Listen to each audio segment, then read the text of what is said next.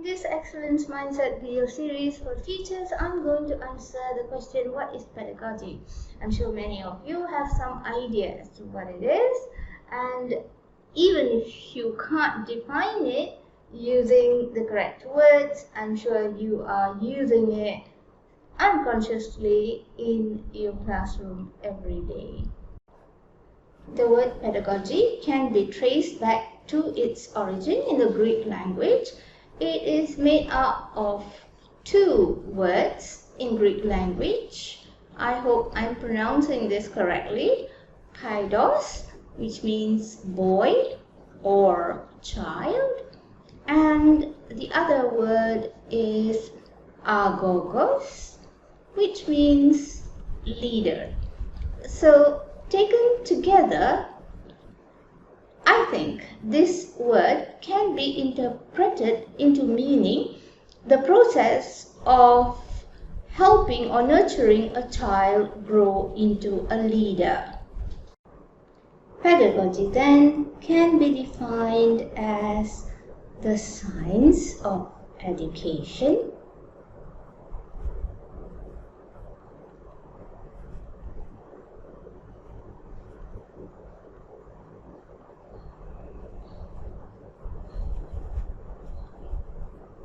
These are simple words to define or to describe pedagogy. It is the science of education. It is also commonly defined as theory and practice of teaching,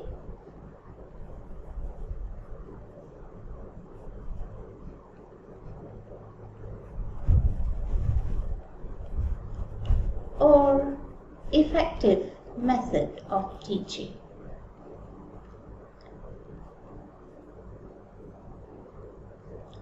Don't let this simple definition fool you, because the sheer depth and breadth of the theoretical underpinnings behind pedagogy can be overwhelming.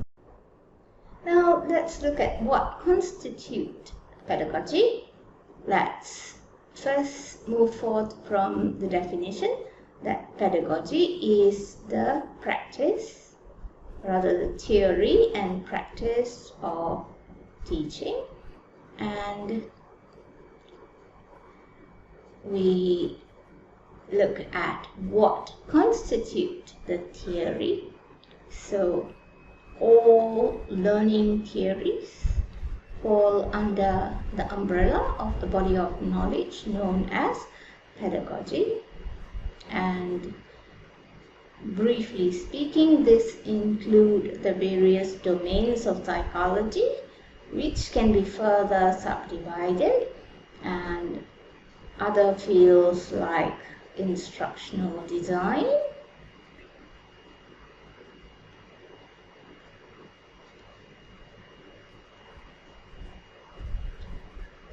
evaluation and measurement,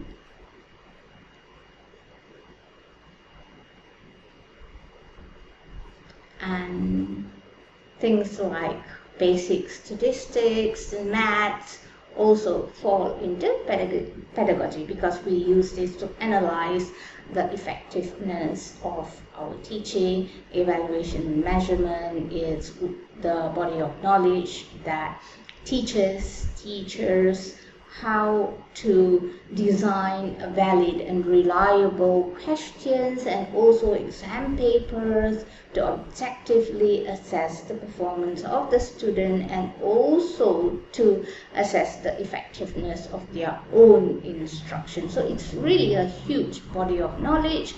And having said that, there's no limit to how well a teacher can do their job.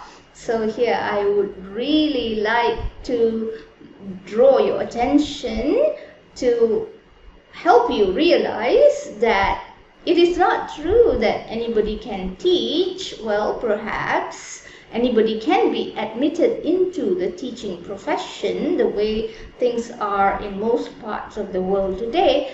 But having said that, it is not easy to teach really well, and there's no limit to how well a teacher can teach depending on how competent the teacher is, and therefore it is no surprise why the best teachers also have the most excellent children. Next, let's look at the practice component of pedagogy. So the practice components includes everything that the teacher does in the classroom or anywhere else where the students are present to teach, right? So this includes the methods, the strategies,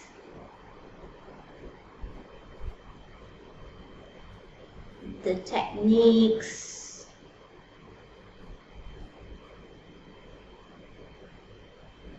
and even the little tactics. Everything is considered pedagogy.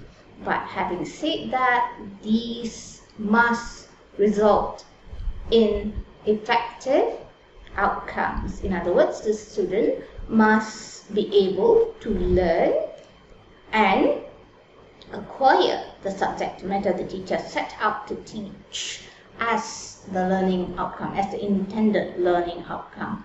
And also these methods, strategies, techniques and tactics must have a positive psychological impact depending on also the domain of the learning outcomes. If there are any physical components that are involved in that lesson, for example, a physical education lesson require that the child be able to move in a certain way, to move at a certain speed, things like that. The psychomotor coordination, if there are such intended learning outcomes, then those must be effectively achieved by this practice of pedagogy without negatively impacting of any child in the classroom. That is very important. With that, we come to the end of this discussion on pedagogy. If you like the content presented, please click like and subscribe.